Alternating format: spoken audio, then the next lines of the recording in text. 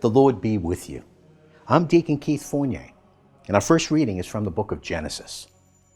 God blessed Noah and his sons and said to them, "Breed, multiply, and fill the earth. Be the terror and the dread of all the animals on land, and all the birds of heaven, of everything that moves on land, and all the fish of the sea. They are placed in your hands.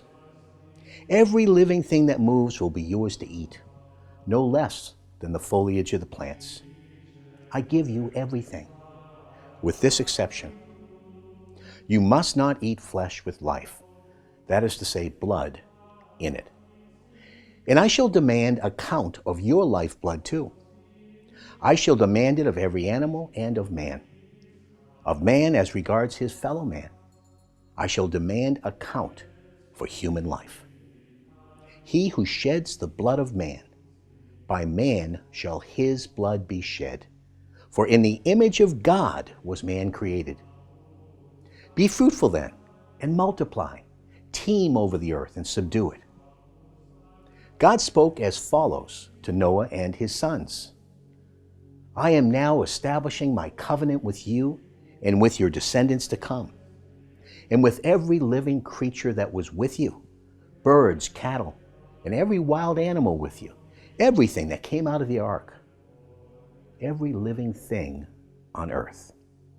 And I shall maintain my covenant with you, that never again shall all living things be destroyed by the waters of a flood, nor shall there ever again be a flood to devastate the earth. And this," God said, "is the sign of the covenant which I now make between myself and you and every living creature with you for all ages to come.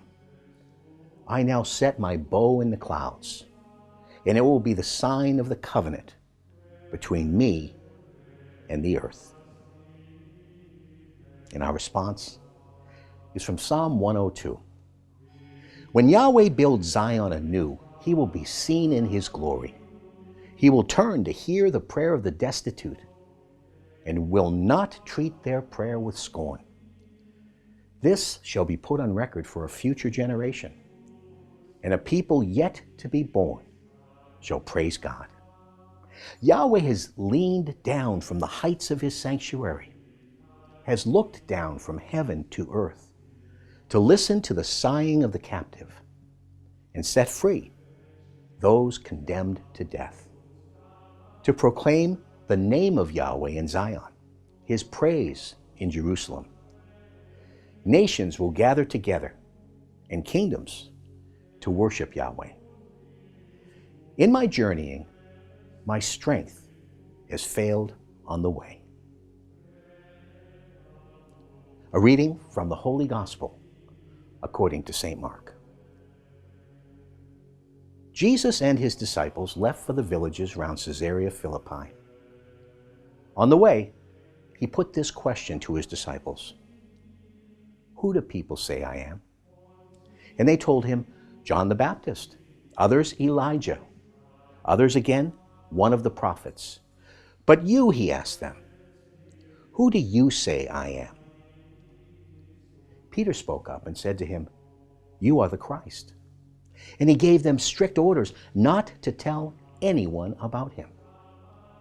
Then he began to teach them that the Son of Man was destined to suffer grievously, and to be rejected by the elders and the chief priests and the scribes, and to be put to death, and after 3 days to rise again. And he said all this quite openly. Then taking him aside, Peter tried to rebuke him. But turning and seeing his disciples, he rebuked Peter and said to him, "Get behind me, Satan.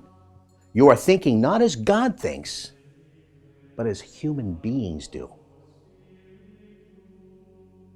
The Gospel of the Lord.